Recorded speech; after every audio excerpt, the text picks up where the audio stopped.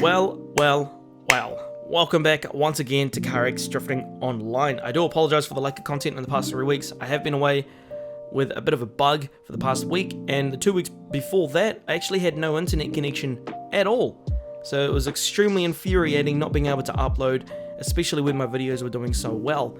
But I am back finally, and we're going to start this thing off with a Long River tune. This is one of the newer cars in the game. This is going to be a 180 drift tune. Now, as for the car in the background, I do not think I'm going to waste my time on that one. We already have an S15 in the game. I don't know why they decided just to go ahead and add this random D1 style car that a girl drives. I think it's because of the fact that she's a girl, and a lot of these developers, well, it's a bit obvious by now, they're a bunch of simps, right? Because there was a big whole range of vehicles they could have added into the game, but no. Instead we get the Long River, which I was expecting to be an absolute flop, and we get an S15 which could have just been implemented in these settings just like every other car has been when it comes to different colors and body kits and stuff like that, right? They could have just added a body kit option. They could have just added this car in general as an option in the body kit section, which puts on the livery and caps it at the power like it does with some of the other ones that they did, right? But no, they have to dedicate a whole update to 2 cars, one which is completely garbage, and just I don't know why anyone wants to really use it besides from the body kit, and the Long River, which is okay-ish. Actually, I'm not too mad with this one. The only reason I don't think that this is the greatest of cars is because not really that many people know about this car, right? In real life, this is a few and far between style car.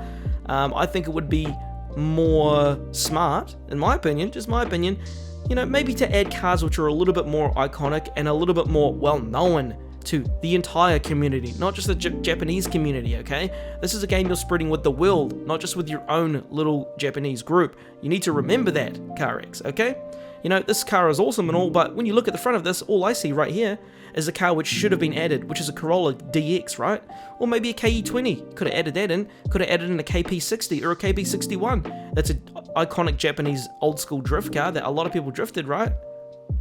Why don't you add something like that? That would be cool to see, but nah. Let's add big trucks and Lambos and useless crap like that. But anyway, enough about that little rant. Once again, we're going to get onto the build. So, with the livery, I wanted to keep it pretty simplistic. I went for a beta style build, and I think I pulled it off a pretty good job here. I think it looks nice, it fits nicely, and I only used one category in the entire livery design creator thingy for this whole livery design here. So the one I used is...